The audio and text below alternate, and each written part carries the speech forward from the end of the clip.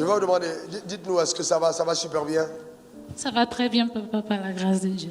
Ok, vous êtes content? Très. Vous avez un témoignage à nous rendre? Oui. Donc je voulais que vous le donniez en 2 minutes. Ok. Comme ça, c'est bon. Comme ça, vous n'êtes pas préparé, là, c'est bon.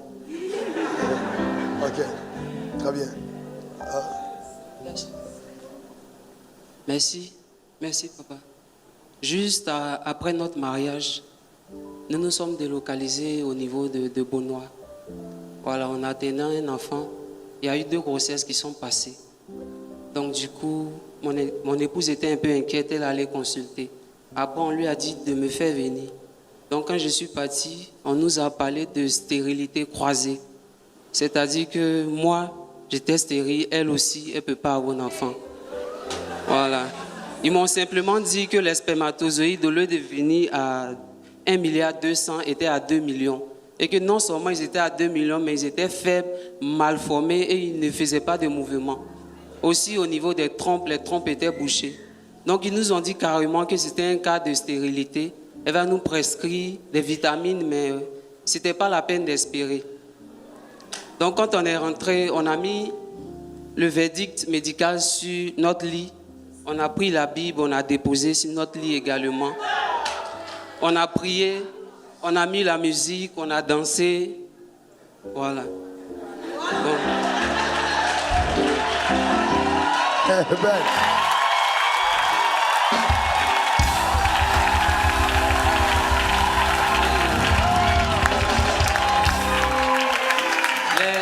Les jours qui ont suivi, on échangeait avec maman, elle nous donnait des conseils. En tout cas, je me retirais pour entendre la voix de Dieu. Donc, par moment, ma femme me trouvait dans la chambre, elle me demandait, tu fais quoi? Je souriais, je lui disais, je suis en train de jouer au foot avec mon fils.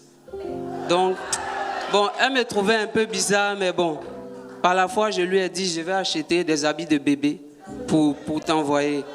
Bon, elle trouvait ça un peu bizarre au début, mais à force d'en parler, même elle a acheté les habits de bébé pour un garçon et pour une fille. On mettait ça sur notre lit entre nous deux, on priait, on parlait dessus.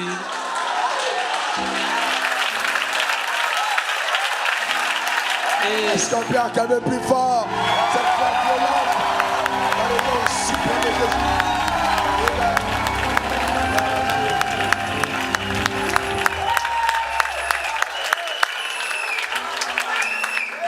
Je déposais les habits de l'enfant. Je jouais avec les habits comme je jouais avec mon enfant.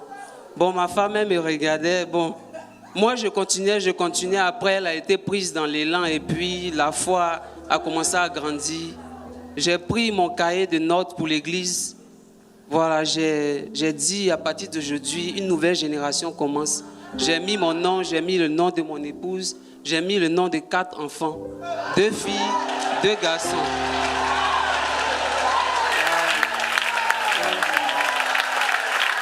Comme papa a pour habitude de dire, pour paraphraser ses paroles, le domaine dans lequel tu es ignorant, tu as du mal à avancer dans ce domaine-là. Donc j'ai pris ma Bible de la Genèse, comme il a l'habitude de le dire, la première mention. Voilà, j'ai vu, et Dieu dit, soyez féconds. Donc j'ai dit, c'est ce décret-là que je garde pour moi et ma famille. Donc chaque soir, je parlais sur le ventre de ma femme, je parlais sur ma vie, nous sommes féconds, je déclarais des paroles. Voilà, et j'ai dit à Dieu, comme le Père a l'habitude de dire, plus c'est compliqué, ça devient facile pour toi. Donc, les hommes ont dit, autant moi qu'elle, on ne peut pas. On s'en remet à toi. Et tout ce temps qu'on a fait dans ta maison, on te servit, on t'a donné notre vie. Ce n'est pas maintenant que tu vas nous laisser. Voilà, et 1 mois après, il y a eu un retard. Bon, elle n'était pas un peu, mais moi j'étais tout content. Donc on allait à l'hôpital pour voir, ils nous ont dit, ne vous réjouissez pas trop vite. Ils ont menti.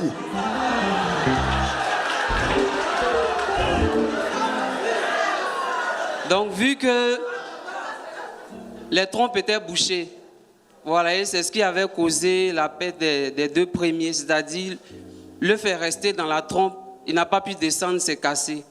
Donc j'ai dit à ma femme, Dieu a déjà commencé. Comme papa a pour l'habitude de dire, quand il commence, voilà, il va terminer. Donc on priait, et un soir on dormait. au petit matin, ma femme m'a dit, j'ai fait un songe, un enfant venait vers moi. Mais au lieu de venir par la porte, il est passé du côté du battant où il y a le mur. J'ai dit non, ça c'est pas normal. On est retourné en prière encore. Et j'ai déclaré, je t'appelle, tu viens, tu prends le chemin tout droit. Tu ne tournes ni à gauche, ni à droite. Tu viens directement à nous. On t'attend déjà. Les mois qui ont suivi, elle est retournée pour faire une autre échographie. L'enfant est descendu effectivement dans l'utérus. Mais les gens nous ont dit encore que ne vous réjouissez pas, dans l'utérus, il y a un myome. Donc, on va faire une césarienne. Donc, moi, j'ai dit à ma femme, mon enfant doit naître par voie basse.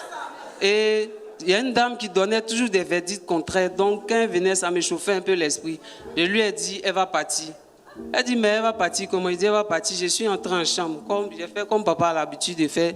Il dit, toutes les personnes que le diable instrumentalise de façon consciente ou inconsciente, je les évacue. À la prochaine consultation, la femme n'était plus là-bas. On l'a affectée ailleurs. Donc, on a poursuivi jusqu'au 9e mois où elle est partie pour les dernières consultations. Les dames, elles ont pris son carnet. Elles ont dit, appelle ton mari. Je suis allé à l'hôpital.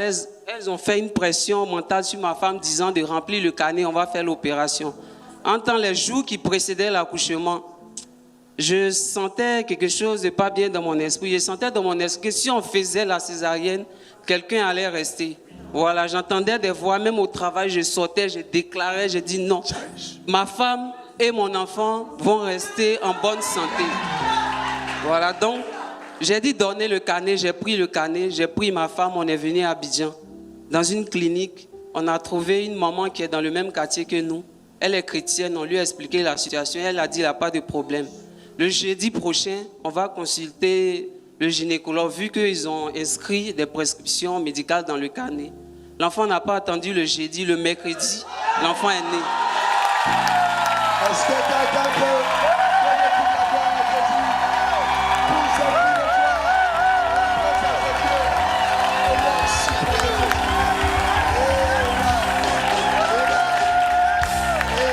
Dis à ton voisin, la foi marche. Non, c'est ce qu'on appelle la foi violente. Elle marche. J'attends de toi que tu fasses quelque chose. Je déclare, écoute-moi bien, prends ton verdict, tu mets sur ton lit et tu commences à danser. Est-ce que quelqu'un peut? Est-ce que quelqu'un?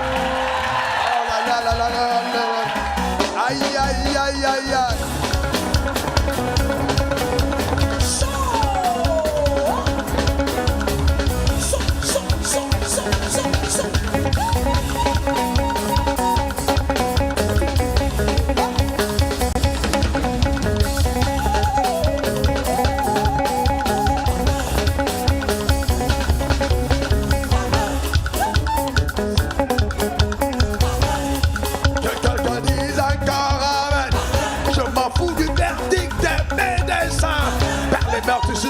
Tu es déjà guéri.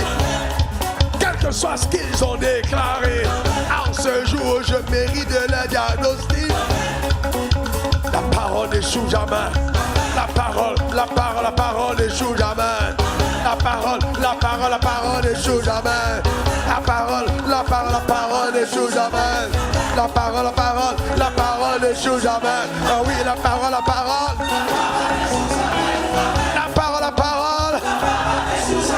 La parole est la vérité. La parole. La parole. Amen. Que Dieu bénisse ton âme. Que Dieu bénisse sa vie. Alléluia. Amen. Thank you, Lord. Je te garantis, si tu es chaud dans la vie, c'est un choix. Je te dis la vérité, tu es chaud dans la vie, c'est un choix. Tu es pauvre dans la vie, c'est un choix. Tu es malade, c'est un choix. Tout ce qui t'arrive, c'est que tu as choisi. Tu peux choisir le total contraire. Stérilité croisée. Mais il a décroisé. Ça aussi, c'est...